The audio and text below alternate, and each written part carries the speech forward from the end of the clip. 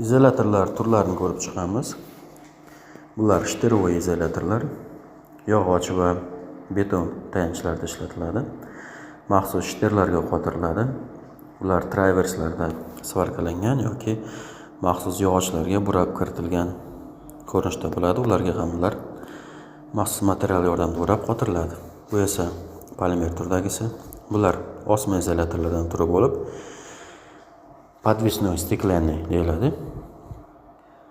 Bular kuchlanishiga qarab bir nechtasi ketma-ketlikda va parallel yig'ilishi mumkin.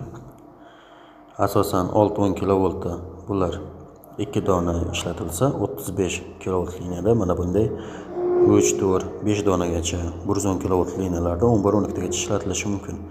Shuningdek, polimer turlari ham hozir chiqqan, temir yo'l tarmog'ida ishlatiladigan. Bu turdagi izolyatorimiz asosan yuqori kuchlanishli po'lat tayanchlarda ishlatiladi. Bu tur izolyatorlarimiz IPT markali izolyatorning proxodnoy transformator deyiladi. Transformatorlarda kirish qismlarida ishlatiladi. Bu esa moyli o'zgich. Bu esa kichik quvvatli transformatorimiz chiqishdagi izolyatorlar. Proxodnoy ya'ni o'tish izolyatori deyiladi.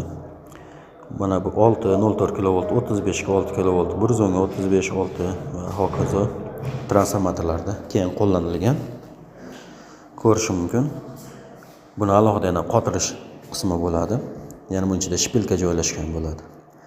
Bu maxsus shunday qurilmalarga kirish qismida ishlatiladi. Izolyatorning yana boshqa turlari bor, ya'ni proxodnoylari. Bular mana bu ko'rinishda bo'lib, asosan yuqori kuchlanishli yacheykada, transformator podstansiyalarda, tashqaridan liniya kelib ichkariga kiradigan shinalarda qotiriladi. Bularning asosan ikkita turi bo'lib, ichki va tashqi bo'ladi. Tashqari tomonga o'rnatilganda suv va namlikdan himoyalangan bo'ladi. Yomg'ir suvi tushmasligi uchun qor suvi. Ichki tomonga o'rnatiladiganlarda bunday holatlar kuzatilmaydi. Bu esa tayanch izolyatorlari bo'lib, kommutatsion qurilmalarda, shuningdek maxsus podstavkalarda, masalan transformatorlar va hokazo 1000 voltdan yuqori kuchlanishga mo'ljallangan maxsus qurilmalarda izolyatsiyalash uchun ishlatiladi.